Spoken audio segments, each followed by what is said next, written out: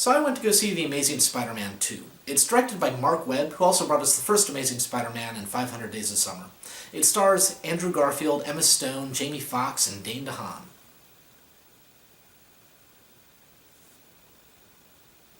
So, right up front, I'm going to say this is a fun, summer, turn-your-brain-off action flick. That's really all there is.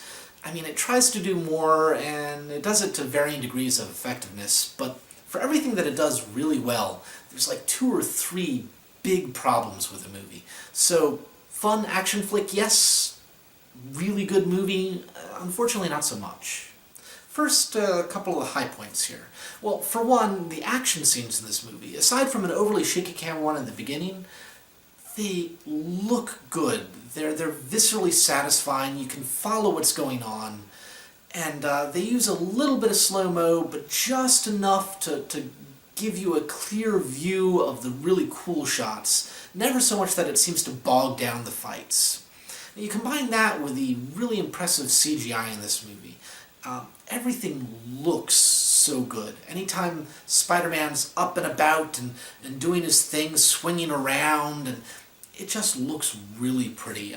Kudos to the special effects team. Looks impressive. Then there's Andrew Garfield's performance. Not only is he a fantastic Spider-Man, but he also does a really good job as Peter Parker. He can deliver Spider-Man's constant stream of quips and one-liners, and make it feel natural instead of forced, so it's really more funny because of it. And then he has the acting chops to really sell us on the more drama-filled elements of Peter Parker's life. And Peter Parker's life is nothing if not full of drama, so there's that. And I can't forget to mention the fantastic chemistry between Andrew Garfield and Emma Stone. They really sell it, and that's important because a good chunk of this film really revolves around their interactions, so if they didn't work, then it would not have been nearly as good to watch.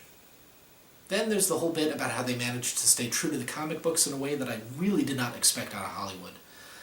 They did it. I can't get into what exactly happened without major spoilers, but it happened, and the film is better for it, so kudos, guys. And then, finally, they managed to sidestep my big worry for this film, which was that there were just going to be too many villains, to the point where, like in Spider-Man 3, it was just unsatisfying and it didn't really develop any one of them.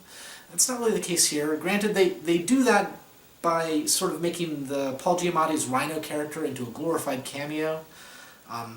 But other than that, they really managed to juggle Electro and the Green Goblin rather well. It is primarily Electro's story, but Green Goblin and Harry Osborn, they sort of factor in throughout the whole thing. And it's done effectively and elegantly, and it's worth mentioning. And then there's the problems. More exactly, the one giant, glaring, huge, good lord problem, and a couple smaller things. Like, for example, Paul Giamatti's Rhino. Now, I love Paul Giamatti, but the man can overdo things a little bit from time to time, and in this movie he's quite possibly the most overdone, good lord, overacting, what-the-heck Paul Giamatti I think I've ever seen him. You know, he has eyes bulging out, crazy, bad, horrible, bad accent. It's just absurd. And granted, that's only for about 3 minutes of total screen time. He sort of bookends the movie, but it was not a good character, and it clashed with everything else. Similarly, Jamie Foxx's Max, which was the character before he becomes Electro later on, he is a caricature of a human being. He's like a stand-up comic's take on a 1990s Saturday Night Live sketch of a nerd. Possibly several like stand-up comics, each making fun of each other until you get to this crazy proto-bad take on nerd. And in the right movie, that's fine. I've seen it work fine in a couple movies, or on stand-up sketches, things like that. But in this movie, that character clashes. I don't know that anyone in real life exists like this character.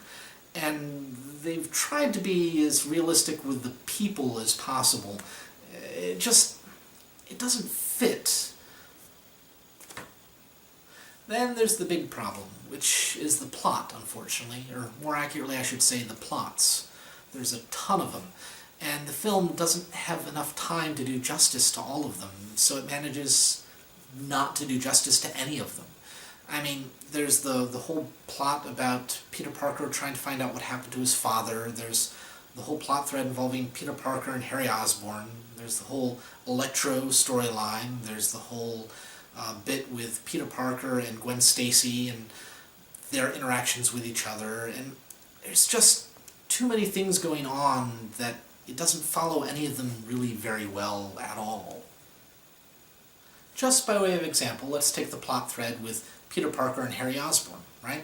So they're old friends, and they get reunited in this film, and Harry Osborn has a horrible wasting disease that's going to kill him unless he gets Spider-Man's blood, right? Seems simple enough. It's the big cause for why Harry Osborn goes down the path to villaindom and all that jazz. Except you don't really feel any weight behind any of it, because Peter Parker and Harry Osborn quite literally only have like 3 scenes with each other in the entire film. As Peter Parker and Harry Osborn, there's a little bit more with, Harry Osborn and Spider-Man, but you don't get a feel for their friendship, and you don't sort of feel the loss, and it doesn't work because everything's sort of shorthand for, hey, these 2 people are old buddies, that you don't connect with them as friends. And that whole plot thread's probably in there just because Sony is trying to set up for a Sinister Six mega movie in a couple years, and it just hurt the film overall because of its addition unnecessarily. You could have taken that entire plot thread out, and it would have been just fine as a film. You wouldn't have lost anything, really. You might have had to tweak a couple things here and there, but it still would have been a better movie for its absence. Then there's the whole plot thread of Peter Parker trying to explore the mystery of what happened to his parents. It's a decently big deal, but it feels pretty thrown in there, and it really serves just to let you know that, ooh, Oscorp is bad. So, you already knew that. It's pretty obvious from everything else in this movie and the previous one. Just take it out. You'd save yourself, time, and let the film develop other plot threads to a greater extent, so it's a more effective movie. Perhaps, maybe, yes, please. So yeah, I'm just saying it tries to do so many things that none of the things that it tries to do really work.